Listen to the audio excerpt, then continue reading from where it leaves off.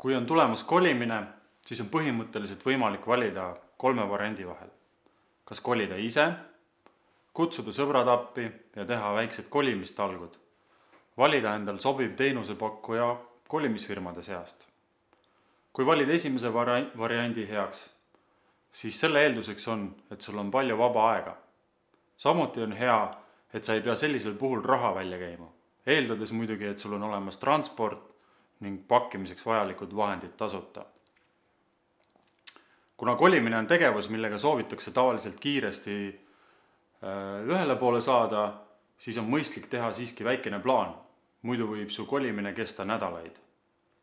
Kui sul on lahkeid ja häid sõpru, kes aitaksid sul kolimise läbi viia, siis toimuks see kindlasti palju kiiremini kui üksinda tehes. Miinuseks siinjuures on, et sõbrad ei saa sulle anda turvalisuse garantiid.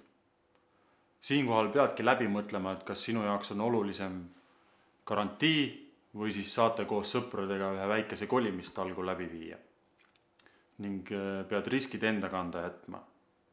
Ka siin on planeerimine oluline tegur, sest kui kolimine venib juba pikemaks, siis pead oma sõpru kuidagi motiveerima, et nad aitaksid sul ikka töö lõpuni teha. Mis tähendab lisaks ka lisakulusid, kas siis õhtusöögi või muude kulutuste näol. Seega päris tasuta siin enam läbi ei aja. Kolmandaks variandiks on valida endal sobiv teenusepakkuja ja neid on turul juba päris palju.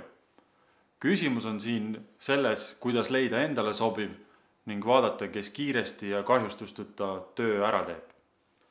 Laias laastus jagunevad kolimisfirmad 3.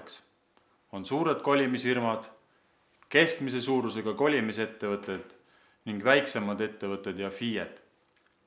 Igal ühel omad eelised ja miinused.